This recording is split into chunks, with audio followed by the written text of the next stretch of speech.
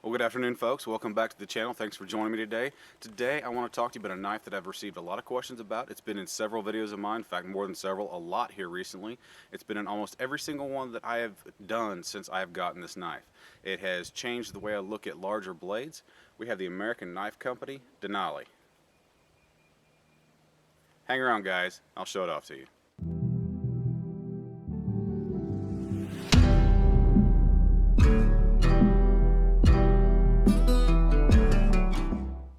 Alright guys, welcome back. Thanks for choosing to spend your time with me today. Like I said, we do have the American Knife Company Denali up on the docket today. Now this one's going to be fun. I've been looking forward to doing this review. A lot of you guys have asked questions about it because you have seen me using it quite a bit. Now, like I alluded to in the very beginning of this video, I have not been a huge fan of large blades. Not that I dislike them. It's just, typically a shorter, traditional 4-inch style blade or Bushcraft style blade is a bit more my speed. But I have to say, when I received this knife, it totally changed the way I look at bigger knives. I've had a lot of fun using this knife. The functionality of it has totally changed the way I do things. Not so much in form or function, and just, what I carry. It is a pleasure to use. I'm going to jump right into this, guys. This blade, it is a full convex blade. Full convex meaning that the convex bevel or whatnot starts all the way back at the spine and goes all the way down to the tip. So you have a lot of meat in the blade throughout, but yet when you get to the tip, it has a very fine edge. And so it performs like a much smaller knife in a lot of the smaller tasks, like feathering or notching on a bow drill set or something like that. Again, jumping right in on it, it's 2-position handle. It gives it a lot of great balance. You can choke it back for doing some heavy chopping, or choke forward in this finger choil right here for doing finer work. And like I keep on saying, it performs like a much smaller knife in the finer task. Again, notching, feather sticking, doing the finer work, cooking. But at the same time, guys, it performs the task of a much larger knife, because obviously it is a much larger knife. It will baton. It's a piece of kiln dried hickory, so it's tough. It is a batoning beast. Again, going back to that full convex edge, it splits the wood out nicely. You have a lot of surface area on the back of this knife to really pound on it with a baton stick, so you can really process some larger wood with it. Split out past that knot without even blinking. Ideally, I'd have a heavier baton stick for a knife of this size, but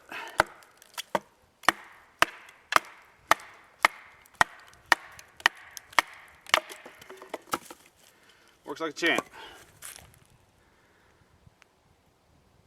As you can see, absolutely no edge damage. So guys, like I mentioned, this performs like a smaller knife. I think I've said that a couple times actually, haven't I? I don't know, once, twice, something like that. Anyway, this knife will feather like a champ.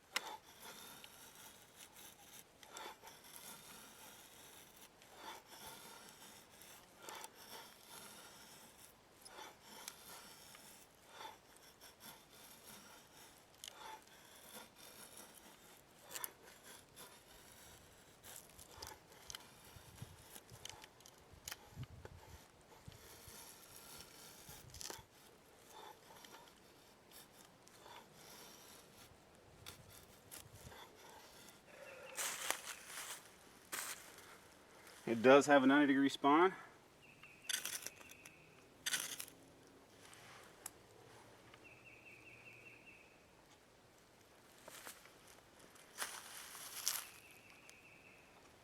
There is absolutely no doubt in my mind that this thing will chop.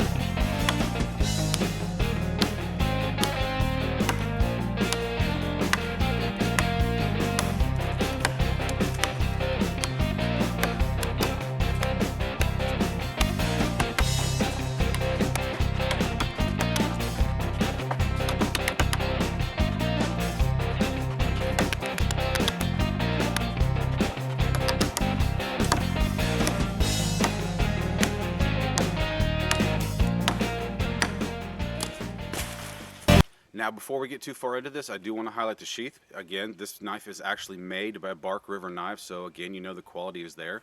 One of the things about Bark River Knives that has always stood out to me is the quality of their leather sheaths. Now, obviously, I have a smaller knife paired with this one. These two go together like rice and beans, in my opinion. I mean, it's just a perfect match. We will talk about this knife next week, but the leather sheath on this is outstanding. Good strong stitching, it fits like a glove, and as in my previous Bark River video I did, they have started adding magnets into a lot of their sheaths to kind of help secure the blade in there a little bit further beyond what forming they have done. And guys, I have to be honest, I'm really liking that system. The magnet in there is just a added sense of security in my opinion. Now with a knife this size and a sheath this deep, I don't really think you have to worry about it falling out, but again, it is kind of like a mental comfort there. So anyway, guys, enough yakking. Let's go ahead and cut away for a quick second, get the specs out of the way so we can get to the fun part of the video. But like I said, this knife performs like a much smaller knife. I have found the functionality of this knife to absolutely blow my mind. It has totally killed any preconception or pre-notion that I've had about larger blades. Alright guys, the specs on this blade. Just a quick rundown. It's 13.875 inches long. The blade length itself is 8.5 inches long. The blade height is 1.5 inches long. The blade thickness is 0.218 of an inch. The blade steel is A2 and it is hardened to 58 to 60 rock wool. And the entire weight of the blade itself is 15.7 ounces. So basically just shy of a pound. Honestly, for a blade that size, I'm pretty surprised that it's that light. Anyway guys, on to the fun part. Alright guys, well anybody who's been hanging around my channel for any length of time knows that I'm a hobbyist trapper. I'm not an expert by any stretch of the imagination. I'm not even any good at it, guys. One project that I've wanted to tackle for a while, and this is going to be a test run for it. I have a piece of hickory that's seasoning out that I will use next fall when it's trapping season again, is I want a flushing post. I don't have one now. I'm not going to show you guys flushing on an animal or anything because I've never done it before, so it would be an example of what not to do. However, I do want to have a flushing post so next season I can actually fully process the animals that I get. This is going to be a test run. I'm going to use this half log of poplar, which is not ideal for what I want to do at all. It is rather soft and it will rot fairly quickly. However, I'm going to do a dry run of making a flushing post out of this log.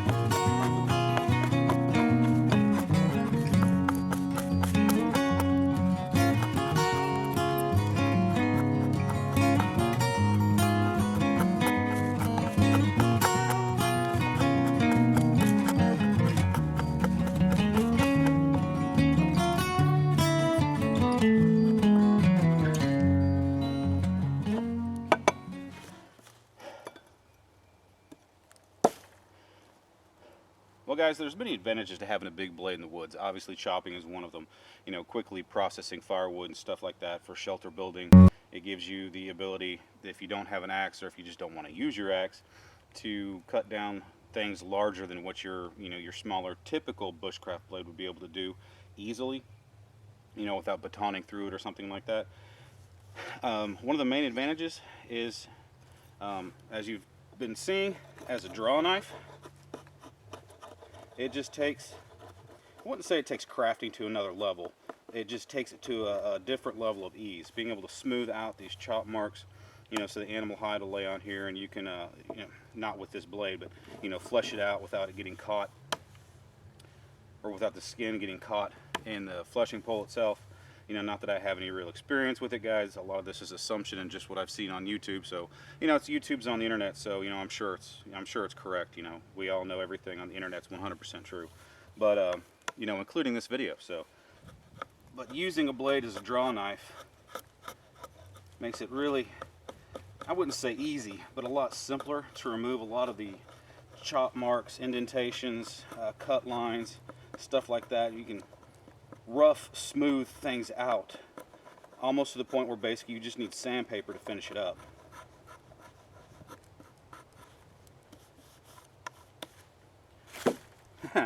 And as far as a learning curve on making a flushing pole, lesson number one that I figured out today: cut the piece that you want to use straight. Well guys, I'm not going to drive that into the proverbial ground. Is that a passable flushing pole? You know, probably. Is it a good one? Not really. You know, I made this poor wood choice, but it doesn't matter. Doing that process allowed me to show off to you guys what I wanted to show off with this blade today. There's a lot of advantages, like I said before, to carrying a large knife in the woods. Advantages that I never really fully explored until getting this knife. You know, I've reviewed other large knives, and you know, I highlighted different aspects of them. But to be honest with you, as far as was the knife a fit for me, I can be honest, not really. I mean, they were good blades, I gave my honest opinion, but you know, at the same point in time, they didn't fit me. This knife fits me. Does that mean it's going to fit you? Not at all. You know, I think it would fit a lot of you guys, but you know, if large blades aren't your thing, this may or may not fit the bill. As with anything, guys, it boils down to personal preference.